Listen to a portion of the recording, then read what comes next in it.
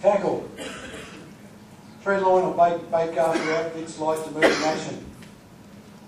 In my earlier times when I was getting right into it, I used to use only the bait casters. I found they were, suited me down to the ground.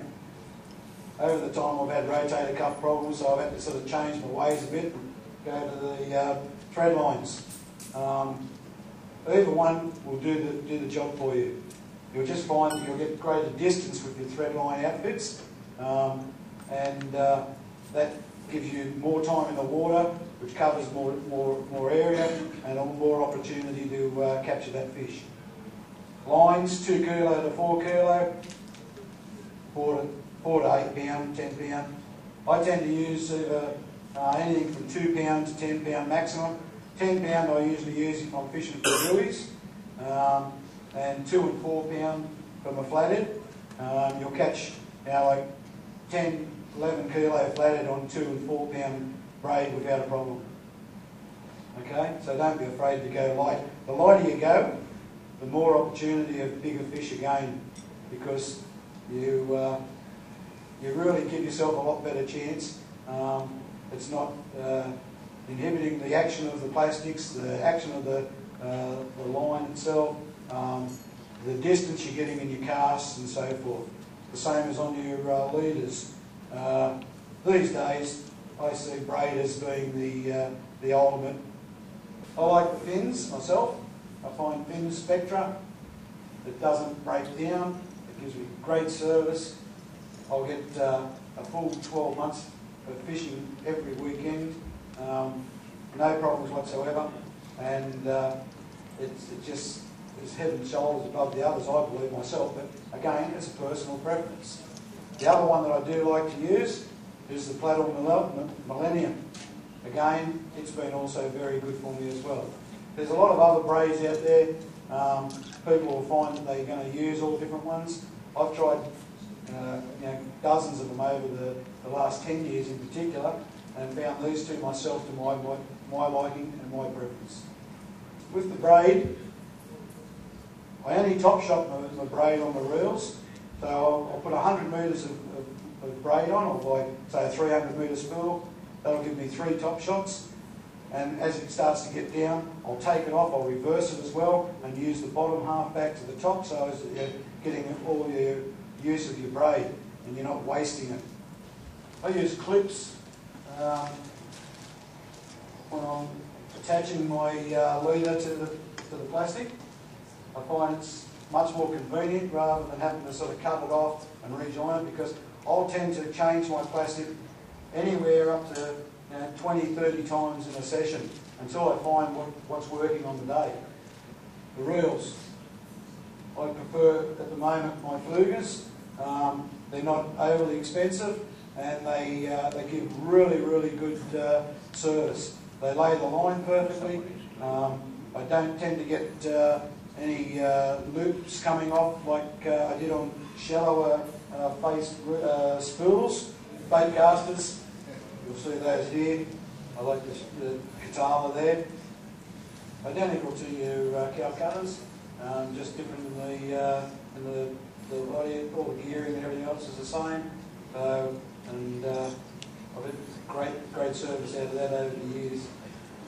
If you're fair thinking about what you want to do, then what you've got to do is leave everything else at home and only take the plastics.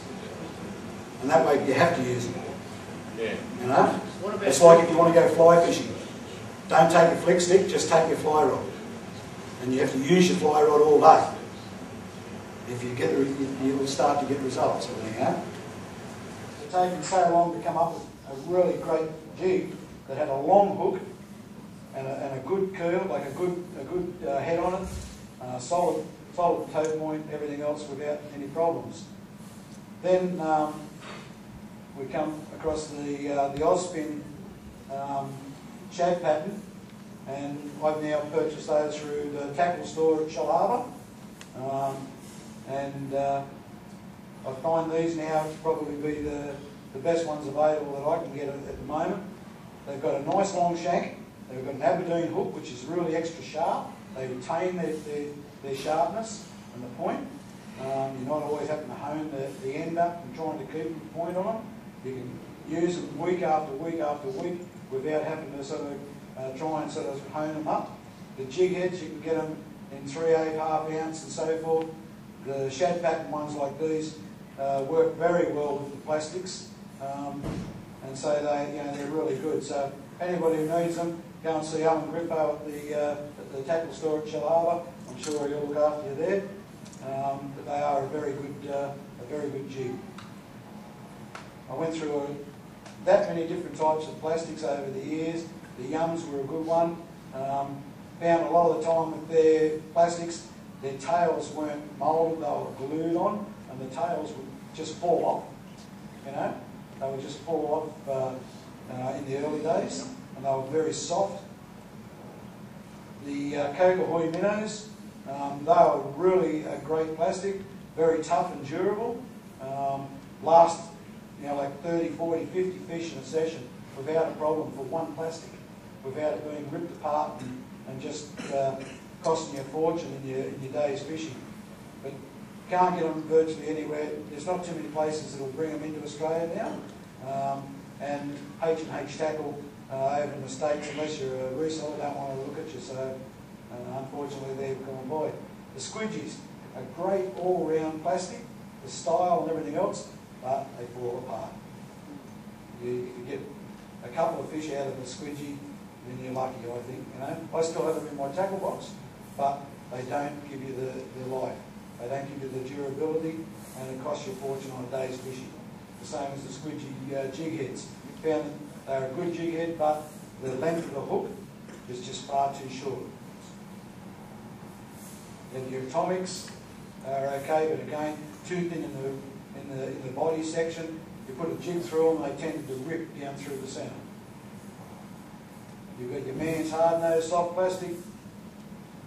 The Riptide curl tails. These are another one that I like to use. They're a little bit softer, but you find they still have a lot more durability in them than a lot of the other plastics. The Riptide mullets, and these are probably one of my all-time favourites these days.